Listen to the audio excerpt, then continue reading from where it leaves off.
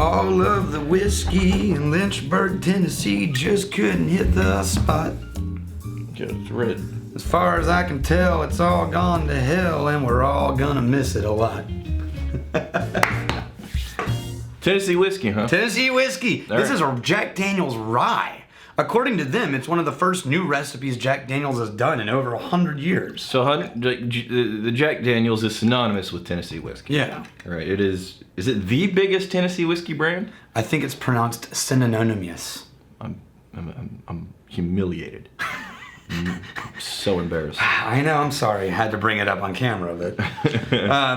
no, so they basically, they made a rye whiskey that's 70% rye, 18% corn, 12% barley. You know what that is? You ever play skee ball? Yeah. So skee ball, it's like you got the ramp with the holes that go up the ramp, and the holes get progressively smaller and smaller. Yeah. And he just skee balled some shit over here. So there's a Glenlivet box with the lid off of it. In the box. And I was aiming for the trash can, which is right next to it, and it just went directly down the middle of... There's another one in there.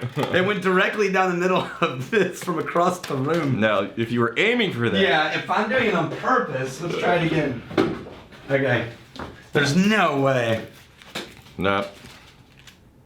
No, right into the trash can. Trash. So that was only 50 points. Okay, yeah, instead of the 100. Anyway, so they got the percentages, 70% rye, blah, blah, blah. But then they did the charcoal finishing that they do on their bourbon mash. Yeah.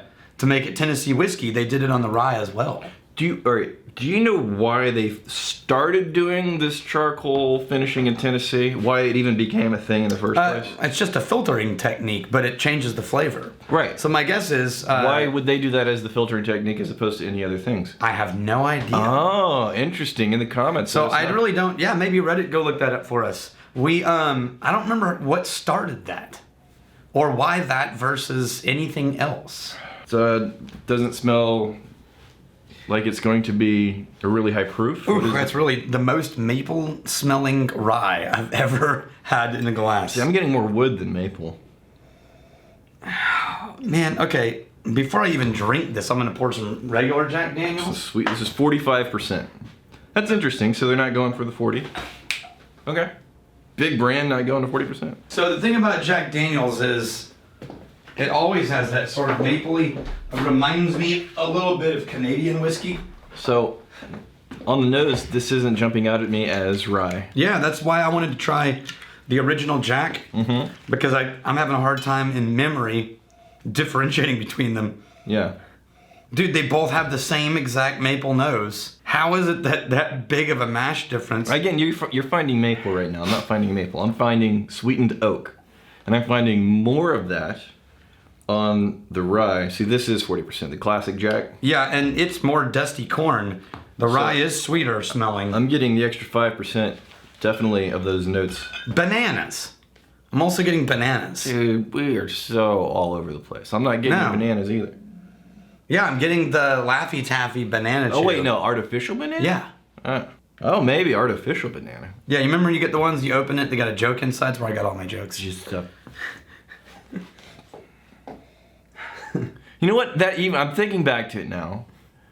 I'm thinking back to like the ice cream guy in the truck, and then you get the little stupid things, and like in the baseball cards you get some jokes and candies. Like, from a young age, the youth of this country have been assaulted with shitty humor. Yeah. I think it's a travesty. Yeah. Because the long-term repercussions are devastating. You know how far back this goes? Yeah. My dad was being sent by my grandmother when he was in college the joke page of the Farmer's Almanac. And it had jokes like, So you've been... Papa Kangaroo, where are the children, dear? Mama Kangaroo, goodness, my pocket's been picked. So what you're saying is the Whittingtons have had crap humor for generations. Yeah, it's just we had never had a shot, really. Okay, I'm looking forward to this rye on the nose, actually. It smells friendly, yet not watered down and invisible. Wow, the taste is I'm getting pretty bland. I'm getting more of the rice spice on the taste though. Yeah. If we're going for differentiation, is this the Jack? That's the Jack. Well, you know. Oh, I much prefer the classic Jack. Really? Yeah. There's a little more of a bite to the end that gives it some character. No, totally different pages. There is a bitter ramp up. Yeah, and I on the like Jack, that. but the 40% tastes just kind of like a thin caramel wood note. Yeah.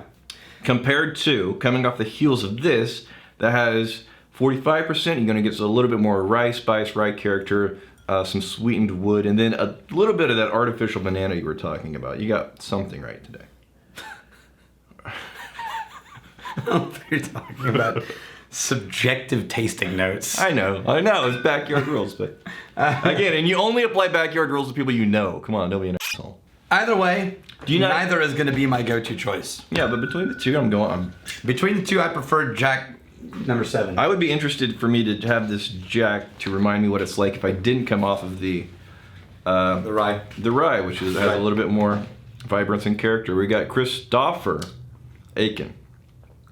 See, it says Christopher. Not Christopher. I wonder if the sour, funky, leathery green in smaller crafts is a function of oxidation, mishandling of barrels. Seems like age of the whiskey compared with the larger distillers is comparable, but they have better barrel handling techniques. Or do they just get bad barrels? Seems unlikely that they'd seek out better ones. Anyone know? There's so many points in the distillery creation of whiskey process where it could everything from how much and how aggressively they're adding the water to the types of maybe craft distilleries, the barrel storage situation is going to be Yeah, but here's the thing: barrel storage isn't going to change much, other than or it could even be further upstream in the grain selection process and how they're heating up the mash and how long they're letting it heat up so they can. Yeah, so in fermentation can change things, and then your distillation cuts. If you're going too early in the heads or too far in the tails, you can really funk something up. And then if you're choosing your barrels from a company that instead of doing long yard aging is just trying to high speed kiln age everything, right, or they're not letting the barrels dry long enough, it's that can really ruin everything. Once you have the barrel and you're trying to store it, it's harder to mess that up. The most frequent thing that happens is a barrel dries out and starts cracking, or but here's because we're creating like so many different kinds of whiskey, all kinds of whiskey. We're sourcing, we're finishing, we want to do it. But Daniel and I have both gone on record saying that's one of the final whiskey notes. That's the kind of flavor we don't want. No. If we find that in anything we make, it's not showing it when it's not getting released. No. Here's what I'm proposing to you. You want to do it on purpose? No. Oh, no. But if we ever step on our and we make something with this note that neither one of us like. Yeah. And I think, maybe some people out there like it, but this is the one time where we're going to throw in some veto power and say, nope, that's not a good note. If it ever does happen, we release it, but we agree that on the label, as clear as day, the name of the damn whiskey is "Do not buy this whiskey." That would be awesome. Yes, we'll release it, but we're gonna tell people no, just do not buy this whiskey. Yeah, do not buy this whiskey, but we needed to get it out of our distillery so we had room for other things. So if you're a glutton for punishment, and you like that weird ass note, some people do. Some and people we'll sell it for twice as much, just to make sure nobody buys the whiskey. Yeah. Mitchell Gillette. I have a question about grain. So bourbon seems to always have barley, either rye or wheat, along with the corn and the mash bill. And all of these things are used to make whiskeys on their own, except for wheat, it seems. There's wheat whiskeys, aren't there? Yep. But it's we've got about a dozen wheat whiskeys back here. Yeah, and it's very simple. Way less common. And because what you find is it's sweeter than rye, but lacks the spiciness. Yeah. It's sweeter than corn and lacks the dustiness. It's just very simple. It's simple. So rye on its own, it doesn't seem to do a good job of providing complexity. Mitchell was out. Wheat. Mitchell was also asking about other grains like oat, quinoa, triticale. Yeah, not many people are doing that other than Corsair. We've seen oat, we've seen quinoa. Triticale? What is this? I haven't tried that one. Millet? We've seen some people start adding that in. Really? But mostly Corsair is doing all the weird exotic grain stuff. No, they have an oat thing that I think I remember. They do. It's oat rage. Yeah, I think I remember liking that. Somewhere.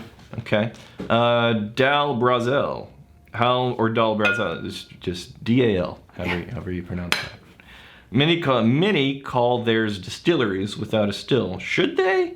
Until you operate a still, aren't you just a blender or a finisher? What's that called? Is that a rectifier? Yeah. So it's a rectifier. So the companies out there that don't even have a still, but they're sourcing and they're blending and they're finishing, they have to have a distillery license. So here's the thing. In the US, there's no such thing as a difference between the license for rectifying and the license for distilling. Right. There's no, and so if you want to produce your own spirits, even if you never distill it yourself, you have to buy the same permit that the distillers use. And so in that sense, they don't get a choice because of the code in the US on whether or not they buy a distiller's license. Sure. Now, if on their website they call themselves distillers, that's a problem. If they call themselves blenders and finishers, then great. Fair enough. Yeah. I like the rye better. Me too. And I know that you didn't even remark on that. What? The last time I said that, I said I like number 7 better. Oh. But as we've been sitting here, I was going back and forth. I don't know how many. And then I mixed them. I don't know how many episodes we need to get through before people take me seriously when I say I'm actually hearing very few things you're saying. Oh, yeah, that's true. I appreciate the effort. It's just not my cup of tea. What? Exactly. Here's to fighting, stealing, and drinking. You fight, may you fight for a friend. If you steal, may steal hard. If you drink, may you drink with us. Hey, thanks for hanging out with us in the Whiskey Vault. Don't forget to throw in a like, hit that subscribe button on the bottom right, and drop a question or comment down below.